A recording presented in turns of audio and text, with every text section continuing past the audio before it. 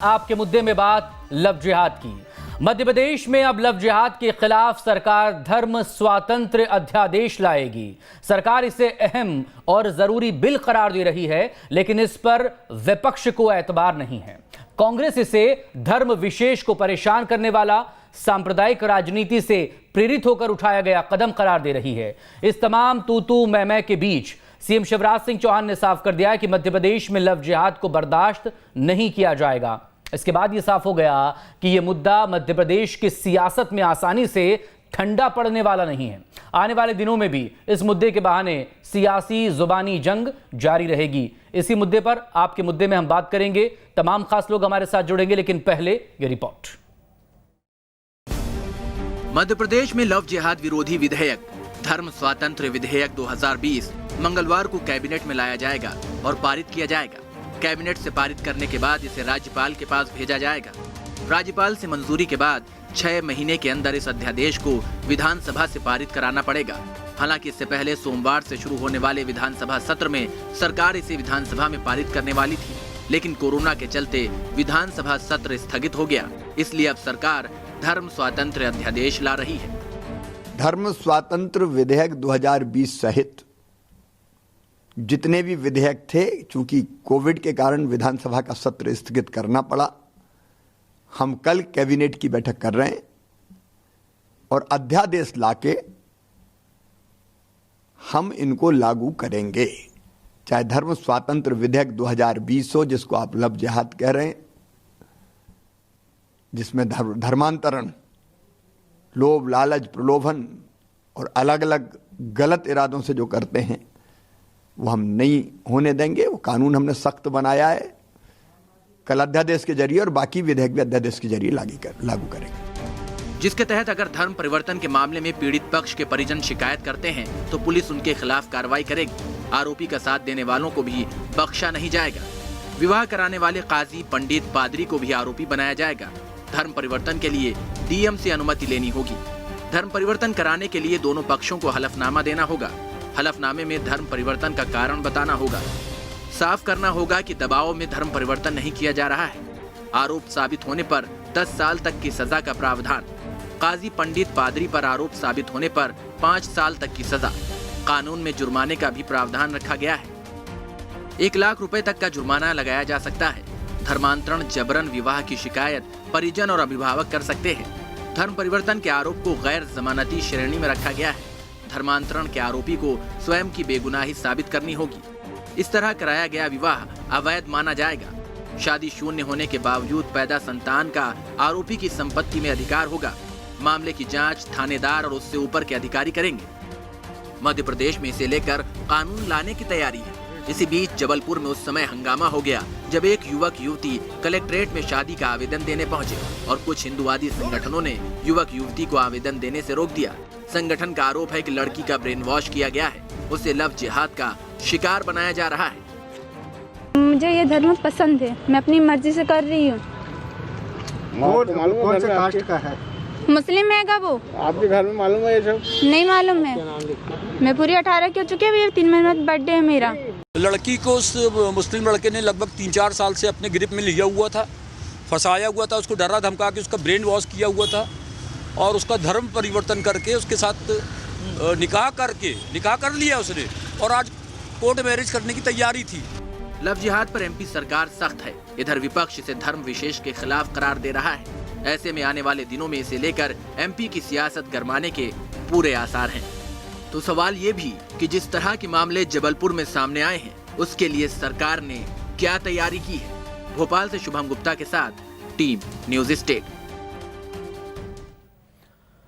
तो इस खास और अहम मुद्दे पर बात करने के लिए इस वक्त वरिष्ठ पत्रकार, राजनीतिक विश्लेषक शिव अनुराग पटेरिया जी हमारे साथ मौजूद हैं। भोपाल से बीजेपी की तरफ से रजनीश अग्रवाल जी हैं। बहुत स्वागत है आप दोनों लोगों का। कुछ ही देर में कांग्रेस की तरफ से भी अब्बास हफीज साहब हमारे साथ जुड़ेंगे। इस सब के बीच मुफ्ती मौलाना नदीमुद्दीन साहब हमारे साथ जुड़ गए। आप प्रेसिडेंट ऑल इंडिया उलेमा काउंसिल के, दिल्ली से वो हमारे साथ जुड़े हैं। मौलाना साहब, स्वागत है आपका भी। सबसे पहले रजनीश अग्रवाल जी, सवाल आप ही से, क्योंकि सरकार पहले विधानसभा सत्र में विधेयक ला रही थी और अब इसके अध्यादेश लाए जाने की खबरें हैं। आखिर ऐसी अर्जेंसी क्या है, ये सवाल कांग्रेस आपसे पूछ रही है। विपक्ष आपसे पूछ रहा है कि आप सत्र को आ जाने देते, कानून के लिहाज से उसे ले आते। हम दरअसल ये जानना चाह रहे हैं कि इस अध्यादेश के, जिसे नाम दिया गया है धर्म स्वातंत्र 2020 विधेयक के तौर पर, तब वो अध्यादेश वहां पर आ जाएगा तो इससे क्या बदलेगा?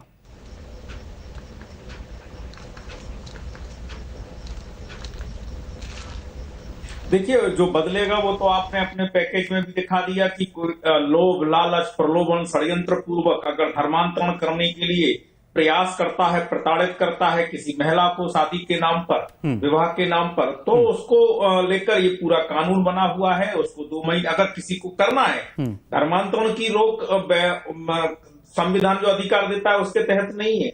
अगर किसी को करना है तो 2 महीने पहले वो सूचना दे सकता है, उसमें प्रावधान है, वो बाकी जानकारी अपनी दे सकता है मर्जी से। लेकिन नाम बदलकर, धोखा देकर, गलत जानकारी देकर, प्रलोभन देकर, किसी प्रकार अन्य प्रकार से अगर शिकायत महिला करती है, महिला FIR कराती है कि मेरे साथ में प्रपंच हुआ है, मेरे जिंदगी को नरक बनाने का कृत्य हुआ, और ऐसी घटनाएं एक नहीं ढेरों घटी हैं। जब उसकी जिंदगी बर्बाद हो जाती है तो प्रसाधारण कानून जो है उसको मामूली सजा के तौर पर केवल लिया जाता है। लेकिन अब कठोर और सख्त कानून बनाने की जो दरकार थी वो पूरी हो रही है। वो मुझे लगता है कि निश्चित तौर पर महिलाओं को लेकर ये उनको सख्त बनाने का काम होगा, सशक्त बनाने का काम होगा। ठीक ठीक। अब्बास हफीज साहब हमारे से, जो अब्बास साहब बताइए, बहुत कुछ बदलेगा सरकार कह रही है, इसीलिए तो पहले वो विधेयक ला रही थी, अब अध्यादेश लाएगी।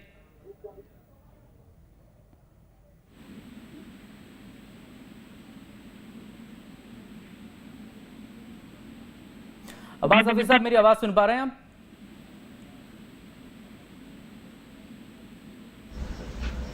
मुझे आपकी आवाज आ रही है? आपको मेरी आवाज आ रही है? हाँ, प्लीज प्लीज अब बोलें, अब आ रही है, बोलें प्लीज। देखिए मकसूद साहब, मैं सिर्फ एक ही बात कहूंगा, भारतीय जनता पार्टी न जाने क्यों पिछले 6-7 सालों के अंदर सदन से भागने का काम शुरू कर चुकी है। सदन में ये सामना नहीं करने चाहते, या तो छोटे छोटे सत्र ले आएंगे या सत्र ही गायब कर देंगे। पूरे पार्लियामेंट को रोक दिया, लोकसभा, राज्यसभा को, और अब मध्य प्रदेश की विधानसभा के अंदर भी यही किया। लेकिन बंगाल जाएंगे तो खूब जमावड़े लगाएंगे, खूब लोगों को इकट्ठा करेंगे, उसमें कोई परेशानी नहीं है। मध्य प्रदेश का उपचुनाव होगा तो भाजपा को कोई परेशानी नहीं है। अब ये जो बात कही जा रही है जिसके अंदर धार्मिक स्वतंत्रता को कम किया जा रहा है, अरे भाई आप चर्चा कर लेते, चर्चा करते, आप जवाब देते, संतुष्ट करते सबको, सारे राजनीतिक दल वहां मौजूद होते, और उसके बाद आप पूरे की पूरे अपना कानून पारित करते। लेकिन सबसे दुख की बात यह भी है, भारतीय जनता पार्टी राजनीति से पीछे नहीं हटेगी। राजनीति कैसी है? सदन के अंदर एक अलग बात है, सदन के बाहर राजनीतिक बात है। सदन के अंदर कहते हैं कि हर एक धर्म के व्यक्ति के ऊपर यह लागू है, कोई भी किसी भी धर्म का किसी भी व्यक्ति का धर्म परिवर्तन कराता है, या किसी भी महिला को, किसी बच्ची के साथ ऐसा गलत कुछ होता है जिससे कि उसको धोखे में रख के करता है, चाहे वो हिंदू हो, चाहे वो मुसलमान हो, चाहे वो ईसाई हो, चाहे वो सिख हो, चाहे वो जैन हो, चाहे वो पारसी हो, उसको सजा दी जाएगी। लेकिन भारतीय जनता पार्टी जब बाहर आती है तो बाहर बाइट देने के अंदर टीवी के ऊपर कहती है कि साहब लव जिहाद की बातें कर लीजिए, ये लव जिहाद के खिलाफ है, मतलब एक समुदाय विशेष से जोड़ देने का काम। अभी आपके पैकेज के अंदर शिवराज जी भी कह रहे थे, कितनी समझदारी से उन्होंने बचाव भी कर लिया अपना। शिवराज जी कहते हैं आपके जो संवाददाता थे वहां पर उनसे कि देखिए ये जो कानून है, ये अधिनियम, और जिसको आप कह रहे हैं लव जिहाद, आप कह रहे हैं मतलब मीडिया कह रही है,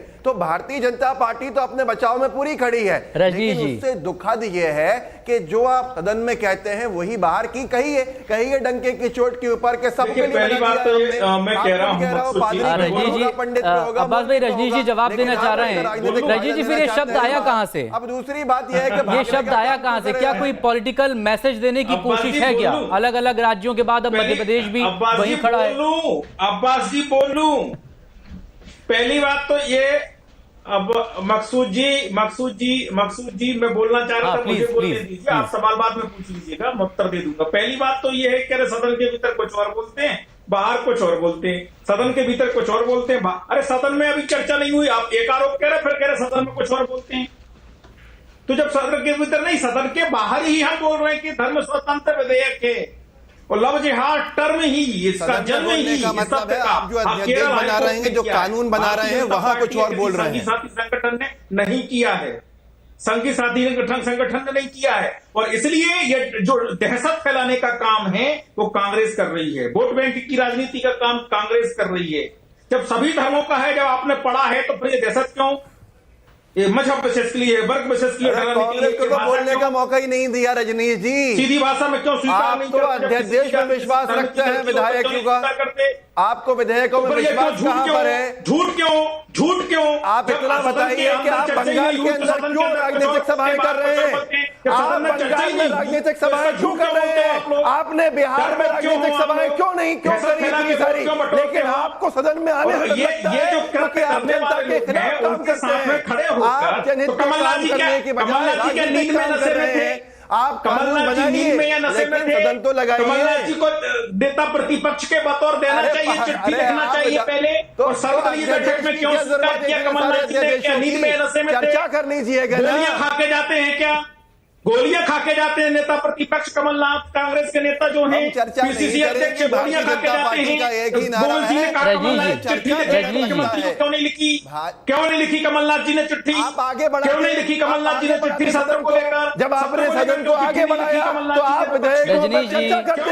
आपको किसने ये बात कह दी? अगर आपको करने थे कानून तो बनाते कानून। अच्छा, धर्म स्वातंत्र 2020 पर पहुंचे विधेयक पर, जिसे जो अब अध्यादेश के तौर पर आएगा मंगलवार को। कानून के नाम पर अल्पसंख्यकों को, मुसलमानों को डराते हो। कानून के नाम पर मुसलमानों को डराते हो। कानून के नाम पर मुसलमानों को डराते हो। तो सत्र के नाम पर डराते हो। सत्र के नाम पर डराते हो। मौलाना साहब, भाई ये काम आपके हैं रजनीश भाई, चर्चा से मत भागो, बस इतनी सी बात है, चर्चा करिए। अच्छा, आप दोनों प्लीज थोड़ा सब्र रखें, मुफ्ती साहब से बात कर लेते हैं इस मामले पर। कमलनाथ जी नींद में नशे में है जो बोल रहे सत्र बढ़ाने की। मुफ्ती साहब, नेता प्रतिपक्ष आप हो या कमलनाथ जी, कमलनाथ जी हफीज साहब प्लीज। उन्होंने पत्र क्यों नहीं लिखा? उन्होंने सर्वदलीय बैठक में क्यों स्वीकार किया प्रोटेम स्पीकर की बात? झूठ बोलते हैं चैनल पर आकर झूठ बोलते हैं। शर्म आनी चाहिए इनको। बात हो रही है यहाँ अध्यादेश लाने की रजनीश जी, इतने समझदार आप हैं। जो मैं कह रहा हूँ अध्यादेश तो आ रहा है ना मंगलवार को कैबिनेट में। अध्यादेश का इंतजार कर लेते, इतनी सी बात है, इतनी जल्दबाजी नहीं थी। कमलनाथ जी नींद में, इतनी जल्दबाजी नहीं थी। आपने कहा आपको नहीं करना सदन, आपको ने कहा खतरा है यहाँ पर, हमने माना खतरा है, लेकिन आप कब मानोगे खतरा? आप बंगाल में कब जागोगे? अरे आप बंगाल में कब जागोगे? आप कब जागोगे बंगाल के अंदर? मोदी जी कब जागेंगे बंगाल में? अमित शाह साहब कब जागेंगे बंगाल के अंदर? क्या बंगाल में कोरोना विस्फोट कराओगे? आप प्लीज दोनों बने रहिए, ऐसे फिर बात हो नहीं पाएगी। मुफ्ती साहब बताइए, मध्य प्रदेश सरकार भी अब जो उत्तर प्रदेश की तर्ज पर अब अध्यादेश लाने जा रही है इस पर, तो इसका जो नाम है, इसका जो टर्म है, उसको लेकर जो तमाम तरह की बयानबाजियां चल रही हैं, गलत क्या अगर सरकार इस तरह का कोई विधेयक ला रही है तो उस पर एतराज क्यों है? क्या इससे डर की बात अगर कहीं निकलकर सामने, तो डर कैसा है और किस बात का डर है?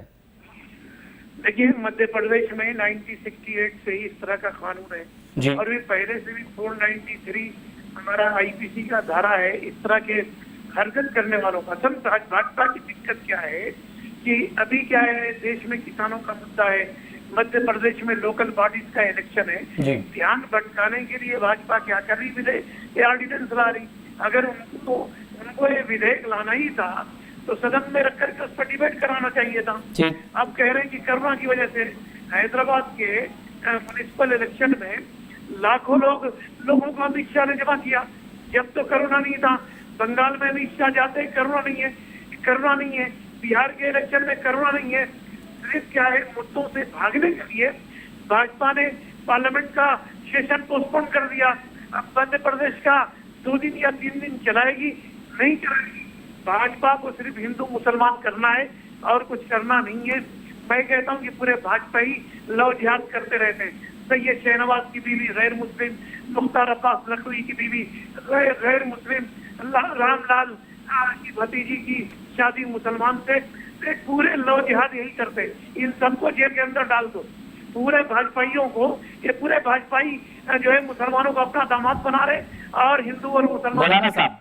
मौलाना साहब, मुफ्ती साहब देखें, सरकार तो ला रही थी ना विधेयक, लेकिन कोरोना की वजह से, नए स्ट्रेन की वजह से अब अध्यादेश ला रही है। अगर तो वो तो सबके लिए आ रहा है ना, वो तो सबके लिए आ रहा है। वो किसी एक धर्म विशेष के लिए थोड़े ही आ रहा है। बदतमीजी से बात न करें इनको, बोलिए। बदतमीजी से बात न करें इनको, बोलिए। बदतमीजी से बात न करें इनको, बोलिए। जो जिनको भी जोड़ रखा है आपने। मकसूद जी, बदतमीजी से बात न करें। कैसी बात कर रहे हैं? बदतमीजी से बात न करें, कैसे बात कर रहे हैं? सभी भाजपा मुसलमानों को दामाद बना ले, ये बदतमीजी से बात करते हैं और आप इनको एंटरटेन कर रहे हो। और आप इनको एंटरटेन कर रहे हो। आपको शर्म नहीं आती? सभी भारतीय मुसलमानों को आपस में कैसे उलझेंगे तो कैसे चलेगा? एंटरटेन करते हो उनको। पटेरिया जी के पास जाएंगे। पटेरिया जी, बदतमीजी से बात करते हैं। पटेरिया जी, बात होती है, बहुत आराम से बात हो सकती है, बहुत आराम से बात हो सकती है। किसी के साथ बदतमीजी मत कीजिए भाई। पटेरिया जी, क्या एक पॉलिटिकल मैसेज देने की कोशिश है इस अध्यादेश के जरिए? इससे पहले विधेयक आ रहा था, लेकिन चूंकि अब सत्र नहीं जब हो रहा है तो फिर विधेयक कैसे आएगा और उस पर सदन में बहस या चर्चा होगी कैसे?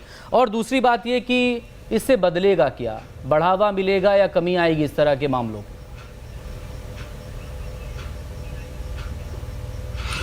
बख्शू साहब, सबसे बड़ी बात है कि मध्य प्रदेश में कांग्रेस प्रतिपक्ष में है और एक अच्छी बड़ी संख्या के साथ मौजूद है। अगर कांग्रेस चाहती तो विधानसभा का सत्र हो सकता था। वो इनकार कर देते कि सब आप हमें स्थगित करना में मंजूर नहीं है, आप सत्र बुलाइएगा। सबसे बड़ी बात है, कांग्रेस ने खुद सरकार के साथ में एक सहमति के साथ में सत्र नहीं होने दिया। दूसरी बात, कांग्रेस को या दूसरे लोगों को जो भी आपत्तियां हैं विधेयक को लेकर या अध्यादेश को लेकर, अब तो अध्यादेश से पहले विधेयक को लेकर 26 तारीख को अध्यादेश आ गया था। आज 26, 27, आज 28, आज 3 दिन में पॉलिटिकल डिबेट हो सकती थी। लीगल ऑप्शन भी अडॉप्ट किए जा सकते थे। आप हाईकोर्ट चले जाते। दिक्कत है मध्य प्रदेश में कोई नहीं गया। कांग्रेस ने कोई बहुत बड़ा स्टैंड नहीं लिया। कांग्रेस ने इसके फ्लॉज को, इनकी दिक्कतों को गिनाया क्यों नहीं? तो मुझे लगता है कि सरकार और कांग्रेस कहीं ना कहीं बहुत सी चीजों में आपस में सहमति के साथ आगे बढ़ रही हैं। सत्र इसका सबसे बड़ा उदाहरण है। अगर सरकार को मंजूर नहीं था, माफ करिए, कांग्रेस को मंजूर नहीं था तो वो खिलाफत करते, कल बैठ के खम ठोक कर कहते नहीं हम सत्र बुलाने के पक्ष में हैं। और विपक्ष जब कहता तो सरकार अगर करती तो फिर बाहर आप कह सकते थे कि हम तो सत्र चाहते थे, सरकार ने नहीं करने दिया। दूसरा, फिर कांग्रेस ने एक विरोध प्रदर्शन का ऐलान किया था। अरुण यादव जो मध्य प्रदेश कांग्रेस के पूर्व अध्यक्ष है, पूर्व केंद्रीय राज्य मंत्री हैं, उनके नेतृत्व में कि ट्रैक्टरों से विधानसभा को घेरेंगे। कल भी कहा गया था कि सत्र भले ही ना हो लेकिन हम तो विधानसभा जाएंगे। आज हाथ में ट्रैक्टर लेके पहुंच गए। तो ये तो मध्य प्रदेश में कांग्रेस की स्थिति है। सबसे बड़ी दिक्कत यह है कि कांग्रेस लड़ना चाहती है, नहीं लड़ना चाहती है, मुद्दे उठाना चाहती है, नहीं उठाना चाहती है। मैं कुछ नहीं कहना चाहता हूं। ये घटनाएं मैंने आपको 2-3 बता दी हैं। अगर मैं ज्यादा कहूंगा तो कहेंगे कि नजर आ रही हो तो एक दिन पहले प्रेस कॉन्फ्रेंस कह के आप कहते हैं कि ये सत्र तो एक दिन भी नहीं चल पाएगा, सब पहले से ही प्लानिंग हो गई है, और वो एक दिन का सत्र भी नहीं हो पाया। क्यों? क्योंकि वो तो सर्वदलीय बैठक में सहमति बन गई कि भाई कोरोना का मामला है तो मत बुलाइए सत्र। तो आप क्यों सहमति मंजूर की? और बोलते हैं जब आप मंजूर क्यों की? तब आपने मंजूर क्यों की? तो कांग्रेस की दिक्कत है ना खुदा मिले ना बिसाले सनम। अब आप इस विधेयक पे आ जाएं। मुझे लगता है विधेयक के बारे में कोई दिक्कत है तो निश्चित तौर पर कोर्ट ऑफ लॉ के ऑप्शन खुले हुए हैं। और जिस तरह से मौलाना साहब आपके साथ जुड़े हुए हैं, मुझे लगता है वो इस सुसंस्कृत भाषा का उपयोग नहीं कर रहे हैं। और दूसरा, उनको ये भी जानकारी नहीं है कि मध्य प्रदेश में नगरीय चुनाव स्थगित हो गए हैं। दूसरा, उन्होंने कहा कि विधानसभा का सत्र कर सकते थे, सत्र भी स्थगित हो चुका है। तो मुझे लगता है पूरी जानकारियों के साथ लोग अगर बातचीत करें तो बातचीत में आनंद आता है। हमले करिएगा, एक दूसरे पे करिएगा, तर्क वितर्क करिएगा, हमारा जो व्यूअर है वो भी एनलाइटन होता है, उसको लगता है। लेकिन जब आधे अधूरी आप बातें करते हैं, अपनी आप बुरी बात कह नहीं पाते हैं और दूसरे की बात फिर आप सुन भी नहीं पाते हैं, वो एक क्योस बना होता है, वो हंगामा ही होता है, उससे कुछ हासिल होता भी नहीं। सारे लोग इसमें शामिल हैं। कहते हैं ना, इस सिरे से कि ये कहा जाए कि यहां से वहां तक सारे लोग इस तरह की गड़बड़ियां फैलाते हैं। आधी अधूरी जानकारियों के साथ बातचीत नहीं होना चाहिए। जो बातें मैंने कही, अगर किसी को आपत्ति है तो उस बात में कह सकता है कि मैं झूठ बोल रहा हूं, गलत बोल रहा हूं। ये कह सकते हैं कि कांग्रेस आप प्रदर्शन उंगली उठा रहे हैं आपकी बात पर, हाथ में डब्बे लेके पहुंच गए, वो कुछ बोलना चाह रहे हैं। बिल्कुल उनको बोलने का हक है और बोलना चाहिए, लेकिन तर्क के साथ वो कहे तो बहुत अच्छा लगेगा। क्षमा मांगे मौलाना साहब, इस प्रकार की भाषा बोल रहे हैं, पर स्वीकार नहीं है, वो स्वीकार नहीं है। क्षमा मांगे, स्वीकार नहीं है मकसूद जी। ये क्या आपत्ति अनापत्ति का मामला नहीं है, ये बदतमीजी की श्रेणी में आता है इस प्रकार की भाषा बोलना। ठीक है। आपको भाषा पे आपत्ति है तो मैं क्षमा चाहता हूँ। मेरी बात को अगर आपको नागवार गुजरी है तो मैं इसका क्षमा चाहता हूँ, बात अलग है। ये विधेयक पर अगर किसी को एतराज है, अभी जुडिशरी का दरवाजा खुला है, जब ये अदालत में जाएगा तो आर्टिकल 21, 25 का उल्लंघन है, ये तो अदालत में ही खत्म हो जाएगा। ये कहाँ टिकने वाला है? हर आदमी को आजादी है कि अपनी मर्जी से किससे चाहे शादी करे, हर आदमी को आजादी है तो धर्म परिवर्तन करे। तो ये तो विधेयक टिकने वाला ही नहीं है। भाजपा सिर्फ क्या है, मुद्दों से ध्यान भटकाने के लिए ये विधेयक लाई है। रहा सवाल लव जिहाद, जब किशन रेड्डी पार्लियामेंट के अंदर कह चुके हैं कि देश में लव जिहाद नहीं है, इससे पहले जब गृह मंत्री राजनाथ सिंह जी थे जब भी कह चुके थे कि लव जिहाद नहीं है। इससे पहले यूपी में इलाहाबाद हाई कोर्ट ने भी कहा कि अपनी मर्जी से किसी को शादी करने का अधिकार है। तो भाजपा ये जल्दबाजी में विधेयक लाई है, मगर ये विधेयक अदालत में टिकने वाला नहीं है। ठीक है, रजनीश जी प्लीज इस पर जवाब दे दें। जो लोकसभा में गृह राज्य मंत्री ने जो कहा था उससे लेकर तमाम हाईकोर्ट की तरफ से आई टिप्पणियों पर। नहीं, बिल्कुल सही है। संविधान में अब बात कह दूं। हाँ प्लीज। देखिए, सबसे पहली बात है, लव जिहाद भारतीय जनता पार्टी का टर्म नहीं है। मैंने पहले भी कहा, मैं फिर दोहराता हूं, ये केरल हाईकोर्ट का टर्म है। दूसरी बात यह है कि इस कानून में किसी को प्यार करने से या प्रेम विवाह करने से या धर्म परिवर्तन करने से रोकने का कानून नहीं है। ये किसी के मौलिक अधिकार, संवैधानिक अधिकार को वंचित करने का कानून नहीं है। ये केवल ये है जो 1968 का धर्म स्वतंत्र विधेयक है उसको मजबूत करते हुए कि आपको धर्म परिवर्तन करना है ना, आप करिए ना, सूचना दे दीजिए, सूचना पहले दे दीजिए। पहले 1 महीने का था, अब 2 महीने का प्रोविजन कर दिया। अगर छल प्रपंच से आपने विवाह किया है, नाम बदल कर किया है, दबाव डालकर किया है, किसी भी प्रकार के दूसरे अवैधानिक तरीके से किया है तो आपको सजा होगी, 10 साल तक की होगी। जिस पंडित ने या जिस मौलवी ने शादी कराई है वो उसको भी 5 साल की सजा होगी। सब उसके दायरे में मामलों में बच्चा जो अनाथ छोड़ दिए जाते हैं 2-3 बच्चे पैदा करके, उनको प्रॉपर्टी पर हक होगा। इसमें क्या बुराई है? उसमें क्या बुराई है साहब?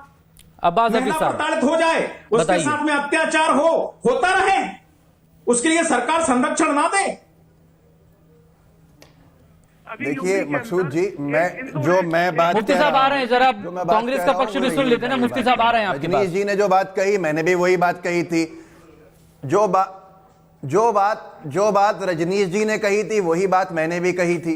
जो बात मेरी थी वही उनकी भी है। मैं सिर्फ इस पे कह रहा था कि भारतीय जनता पार्टी जो प्रचारित करती है, जो दुष्प्रचार करती है, उससे नुकसान ज्यादा होता है, भाजपा का राजनीतिक फायदा ज्यादा होता है, लेकिन समाज में नुकसान होता है। ये नहीं करना चाहिए। दूसरी बात मैंने कहा था कि ये इतना इमरजेंसी वाला अर्जेंसी के साथ का काम नहीं था। आज अर्जेंसी लोगों के रोजगार के ऊपर कोई विधेयक आप अध्यादेश लेकर आ जाते, आप लोगों के कारोबार जो गिर रहे हैं, बर्बाद हो रहा है, उन पे कोई अध्यादेश ले आते, छोटे जो हमारे मझोले जो वो हैं, व्यापारी हैं, आप कोई सुरक्षा को लेकर लाते। जो कांग्रेस लेकर आई है, कानून बनाए, कांग्रेस ने राइट टू फूड लाई, कांग्रेस कानून लेकर आई, राइट टू एजुकेशन लाई, कांग्रेस कानून लेकर आई, राइट टू इंफॉर्मेशन लेकर आई, सूचना का अधिकार, खाने का अधिकार, शिक्षा का अधिकार। ये तो समझ में आता है कि अर्जेंसी है, पर जितने अध्यादेश मध्य प्रदेश की सरकार को इतनी जल्दी हो रही है, ये समझ में नहीं आता कि जल्दबाजी किस बात की है। कमलनाथ जी ने जब ये सब बात चल रही है कि हमने माना, हमने कहा था कि विधानसभा मत चलाइए, अगर आपको नहीं चलाना है,